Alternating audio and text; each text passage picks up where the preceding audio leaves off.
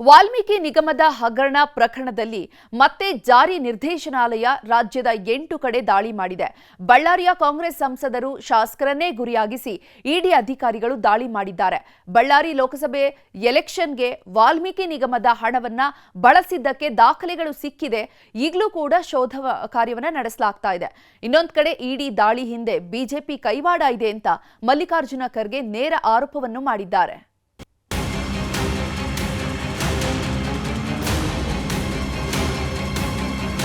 ರಾಜ್ಯದಲ್ಲಿ ಕಾಲ್ತುಳಿತ ಪ್ರಕರಣ ಸದ್ದು ಮಾಡುತ್ತಿರೋ ಹೊತ್ತಲ್ಲೇ ಇಡಿ ಅಧಿಕಾರಿಗಳು ಕಾಂಗ್ರೆಸ್ ನಾಯಕರಿಗೆ ಬಿಗ್ ಶಾಕ್ ಕೊಟ್ಟಿದ್ದಾರೆ. ನಿದ್ದೆಯಿಂದ ಏಳುವುದಕ್ಕೂ ಮೊದಲೇ ಮನೆ ಬಾಗಿಲು ತಟ್ಟಿದ್ದ ಇಡಿ ಕೈ ಶಾಸಕರ ಜನ್ಮಜಾಲಾಡಿದ್ದಾರೆ. 8 ಕಡೆ ದಾಳಿ ನಡೆಸಿದ್ದು ದೊಡ್ಡ ನಾಯಕರಿಗೆ ನಡುಕ ಹುಟ್ಟಿಸಿದ್ದಾರೆ. ಬಳ್ಳಾರಿ ಗ್ರಾಮಾಂತರ ಶಾಸಕ ಬಿ ನಾಗೇಂದ್ರ, ಬಳ್ಳಾರಿ ಸಂಸದ ಇ ತುಕಾರಾಂ, ಬಳ್ಳಾರಿ ನಗರ ಶಾಸಕ ನಾರಾ ಭರತ್ ರೆಡ್ಡಿ, ಕಂಪ್ಲಿ ಶಾಸಕ ಜೆಎನ್ ಗಣೇಶ್, ಕೂಡ್ಲಿಗಿ ಶಾಸಕ ಡಾಕ್ಟರ್ ಎನ್.ಟಿ. ಶ್ರೀನಿವಾಸ್, ನಾಗೇಂದ್ರ ಪಿಎ ಗೋವಿಂದರಾಜು ಮನೆಯಲ್ಲಿ ಇಡಿ ಅಧಿಕಾರಿಗಳು ಮೂಲೆ ಜಾಲಾಡಿದ್ದಾರೆ. ಬಳ್ಳಾರಿಯ ಕೂಡ್ಲಿಗಿ ಎಂಎಲ್ಎ ಡಾಕ್ಟರ್ ಎನ್.ಟಿ. ಶ್ರೀನಿವಾಸ್ ಮನೆ ಮೇಲೂ ಇಡಿ ದಾಳಿ ಮಾಡಿದೆ. ಕೂಡ್ಲಿಗಿ ತಾಲೂಕಿನ ನರಸಿಂಹಗಿರಿಯಲ್ಲಿರೋ ನಿವಾಸಕ್ಕೆ ಭೇಟಿ ನೀಡಿದ ಅಧಿಕಾರಿಗಳು ಮೂಲೆ ಜಾಲಾಡಿದ್ದಾರೆ. ಚುನಾವಣೆ ವೇಳೆ ನಿಮಗೇನಾದ್ರೂ ಹಣ ಸಂದಾಯ ಮಾಡಲಾಗಿತ್ತಾ ಅಂತ ವಿಚಾರಣೆ ನಡೆಸಿದ್ದಾರೆ. ಅಲ್ಲದೆ ಮಹತ್ವದ ದಾಖಲೆ ಕಲೆ ಹಾಕಿದ್ದಾರೆ. ಇನ್ನು ಶಾಸಕ ಕಂಪ್ಲಿ ಗಣೇಶ್ಗೂ ಇಡಿ ಶಾಕ್ ಕೊಟ್ಟಿದ್ದು ಮನೆಯಲ್ಲಿದ್ದ ಮಹತ್ವದ ದಾಖಲೆಗಳನ್ನು ವಶಕ್ಕೆ ಪಡೆದಿದೆ. ಬಳ್ಳಾರಿ ನಗರದ ನೆಹರು ಕಾಲೋನಿಯಲ್ಲಿರುವ ಶಾಸಕ ನಾರಾ ಭರತ್ ರೆಡ್ಡಿ ನಿವಾಸದಲ್ಲೂ ಇಡಿ ಅಧಿಕಾರಿಗಳು ತಲಾಶ್ ಮಾಡಿದ್ದಾರೆ. ಬೈ ಎಲೆಕ್ಷನ್ ಹಾಗೂ ಚುನಾವಣೆ ಸಮಯದಲ್ಲಿ ಹಣ ಸಂದಾಯ ಆಗಿತ್ತಾ ಅನ್ನೋದರ ಬಗ್ಗೆ ಮಾಹಿತಿ ಕಲೆ ಹಾಕಿದ್ದಾರೆ. ಸಂಸದ ತುಕಾರಾಂಗೂ ಇಡಿ ಸಂಕಷ್ಟ ಶುರುವಾಗಿದೆ. ಸಂಸದರ ಮನೆ ಮೇಲೆ ದಾಳಿ ಮಾಡಿದ ಅಧಿಕಾರಿಗಳು ಎಂಪಿ ಚುನಾವಣೆ ವೇಳೆ ಎಷ್ಟು ಹಣ ಖರ್ಚು ಮಾಡಿದ್ರಿ, ಚುನಾವಣಾ ವೆಚ್ಚಕ್ಕೆ ಸಂಬಂಧಿಸಿದ ಮಾಹಿತಿ ನೀಡಿ ಅಂತ ಎಲ್ಲ ಮಾಹಿತಿ ಪಡೆದಿದ್ದಾರೆ. ಇಡೀ ಮನೆಯ ಮೂಲೆಯನ್ನು ಬಿಡದೆ ಜಾಲಾಡಿದ್ದಾರೆ. ಬಳ್ಳಾರಿ ಮಾತ್ರವಲ್ಲ, ಬೆಂಗಳೂರಲ್ಲೂ ಇಡಿ ಅಧಿಕಾರಿಗಳು ಭರ್ಜರಿ ಬೇಟೆಯಾಡಿದ್ದಾರೆ. ಶಾಸಕರ ಭವನದ ರೂಮ್ ನಂಬರ್ 360 ಮೇಲೆ ದಾಳಿ ಮಾಡಿದ ಇಡಿ ಅಧಿಕಾರಿಗಳು ಮಹತ್ವದ ದಾಖಲೆ ಕಲೆ ಹಾಕಿದ್ದಾರೆ. ಮಾಜಿ ಸಚಿವ ನಾಗೇಂದ್ರಗೆ ಸೇರಿದ ರೂಮ್ ಹಾಗೂ ಅವರ ಪಿಎ ಗೋವಿಂದರಾಜು ರೂಮ್ನಲ್ಲಿ ಪರಿಶೀಲನೆ ನಡೆಸಿದ್ದಾರೆ. ಏನಿದು ವಾಲ್ಮೀಕಿ ಹಗರಣ ಅಂತ ನೋಡೋದಾದ್ರೆ, ಮಹರ್ಷಿ ವಾಲ್ಮೀಕಿ ನಿಗಮದಲ್ಲಿ 187 ಕೋಟಿ ಹಣವಿತ್ತು. ಈ ಹಣದಲ್ಲಿ 94.70 ಕೋಟಿ ರೂಪಾಯಿ ಹಣವನ್ನ ನುಂಗಿ ನೀರು ಕುಡಿದಿದ್ರು. ಮೊದಲು ಬೆಂಗಳೂರಿನ ಎಂಜಿ ರಸ್ತೆಯ ಯೂನಿಯನ್ ಬ್ಯಾಂಕ್ ಶಾಖೆಗೆ ಹಣ ವರ್ಗಾವಣೆ ಮಾಡಲಾಗಿತ್ತು. ಆಮೇಲೆ ಅದೇ ಹಣವನ್ನ 14 ಬ್ಯಾಂಕ್ ಖಾತೆಗಳಿಂದ ತೆಗೆದು ಹೈದರಾಬಾದ್ಗೆ ವರ್ಗ ಮಾಡಿದ್ರು. ನಿಗಮದ ಅಧೀಕ್ಷಕ ಚಂದ್ರಶೇಖರನ್ ಆತ್ಮಹತ್ಯೆ ಬಳಿಕ ಬೆಳಕಿಗೆ ಬಂತು. ಚಂದ್ರಶೇಖರನ್ ಆತ್ಮಹತ್ಯೆ ಬಳಿಕ ಸಚಿವ ನಾಗೇಂದ್ರ ಮೇಲೆ ಒತ್ತಡ ಹೆಚ್ಚಾಗ್ತಿದ್ದಂತೆ ರಾಜೀನಾಮೆಯನ್ನೂ ನೀಡಿದ್ರು. 2024 ಜುಲೈ 22ರಂದು ನಾಗೇಂದ್ರಗೆ ಕೋರ್ಟ್ ನ್ಯಾಯಾಂಗ ಬಂಧನ ವಿಧಿಸಿತ್ತು.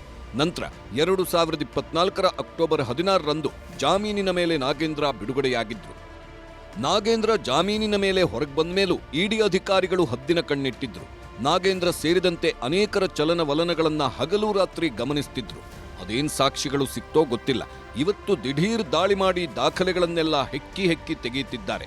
ಈಗಾಗಲೇ ಇಡಿ ಅಧಿಕಾರಿಗಳು 21 ಕೋಟಿ ರೂಪಾಯಿ ಹಣವನ್ನ ಎಲೆಕ್ಷನ್ ಖರ್ಚಿಗೆ ಬಳಸಿರುವುದನ್ನ ಪತ್ತೆ ಮಾಡಿದ್ದಾರೆ. ಬಳ್ಳಾರಿ ಗ್ರಾಮೀಣ ಕ್ಷೇತ್ರದ 235 ಮತಗಟ್ಟೆಗಳಿಗೆ 5 ಕೋಟಿ 22 ಲಕ್ಷ ಹಣ ನೀಡಲಾಗಿತ್ತು. ಒಂದೊಂದು ಬೂತ್ಗೆ 23 ಲಕ್ಷ ರೂಪಾಯಿಯಂತೆ 5 ಕೋಟಿ 22 ಲಕ್ಷ ಹಣ ಹೋಗಿತ್ತು. ಬಳ್ಳಾರಿ ನಗರದ 150 ಮತಗಟ್ಟೆಗಳಿಗೆ ಒಟ್ಟು 3 ಕೋಟಿ 60 ಲಕ್ಷ ಹಣ ನೀಡಲಾಗಿತ್ತು. ಒಂದೊಂದು ಬೂತ್ಗೂ 15 ಲಕ್ಷ ರೂಪಾಯಿ ಹಂಚಿದ್ರು. ಕಂಪ್ಲಿ ಕ್ಷೇತ್ರದ 180 ಮತಗಟ್ಟೆಗಳಿಗೆ ಒಟ್ಟು 3 ಕೋಟಿ 20 ಲಕ್ಷ ಹಣ ನೀಡಲಾಗಿತ್ತು. ಒಂದೊಂದು ಬೂತ್ಗೆ 18 ಲಕ್ಷ ಹಣ ಹಂಚಲಾಗಿತ್ತು. ಕೂಡ್ಲಿಗಿ ಕ್ಷೇತ್ರದ 160 ಮತಗಟ್ಟೆಗಳಿಗೆ ಒಟ್ಟು 3 ಕೋಟಿ ಹಣ ನೀಡಲಾಗಿತ್ತು. ಒಂದೊಂದು ಬೂತ್ಗೆ 15 ಲಕ್ಷ ರೂಪಾಯಿ ಹಂಚಿದ್ರು. 20 ರೂಪಾಯಿ ನೋಟಿನಲ್ಲಿತ್ತು ಹವಾಲಾ ರಹಸ್ಯ. ಹಗರಣದ ಆರೋಪಿ ಸತ್ಯನಾರಾಯಣ ವರ್ಮಾ ಒಟ್ಟು 4.2 ಕೋಟಿ ಹಣ ನುಂಗಿದ್ದ. 1.5 ಕೋಟಿ ಸಾಲ ತೀರಿಸಿದ್ರೆ 1 ಕೋಟಿ 2 ಲಕ್ಷ ಕೊಟ್ಟು ಬೆನ್ಸ್ ಕಾರ್ ಖರೀದಿಸಿದ್ದ. ವಾಲ್ಮೀಕಿ ನಿಗಮದ ಹಣ ನುಂಗಿದ ಕೇಸ್ನಲ್ಲಿ ಆರೋಪಿ ನೆಕ್ಕಂಟಿ ನಾಗರಾಜ್ಗೆ 1.5 ಕೋಟಿ ಕೊಟ್ಟಿದ್ದ. ನೆಕ್ಕಂಟಿ ನಾಗರಾಜ್ ಐಫೋನ್ನಲ್ಲಿ 20 ರೂಪಾಯಿ ನೋಟಿನ ಫೋಟೋ ಪತ್ತೆಯಾಗಿತ್ತು. ಈ 20 ರೂಪಾಯಿ ನೋಟಿನ ಬೆನ್ನತ್ತಿದ ಇಡಿ ಅಧಿಕಾರಿಗಳು ಹವಾಲಾ ವ್ಯವಹಾರಕ್ಕೆ ಈ 20 ರೂಪಾಯಿ ನೋಟು ಬಳಸಿದ್ದನ್ನ ಖಚಿತಪಡಿಸಿಕೊಂಡ್ರು.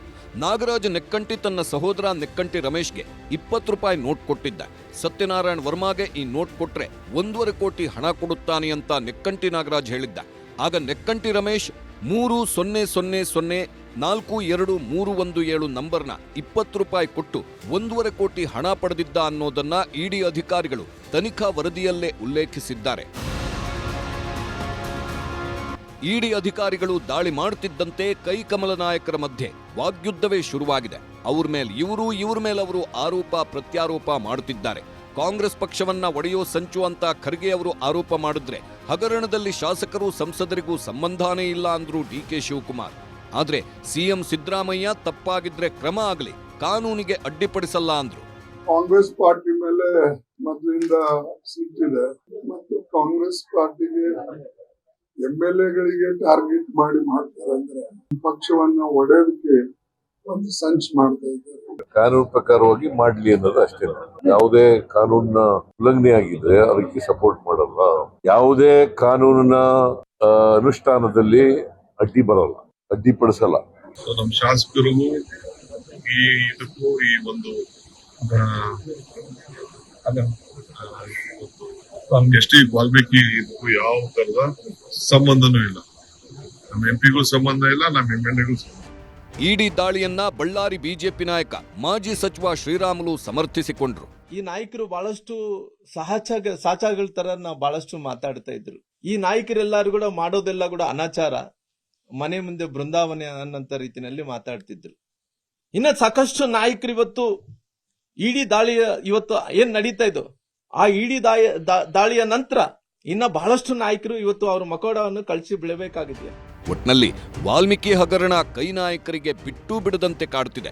ಮತ್ಯಾರ ಬುಡಕ್ಕೆ ಇಡಿ ಬಿಸಿ ನೀರು ಕಾಯಿಸುತ್ತೋ ಅನ್ನೋ ಆತಂಕ ಕಾಂಗ್ರೆಸ್ ಕಲಿಗಳನ್ನ ಕಾಡುತ್ತಿದೆ. Bureau report, news 18.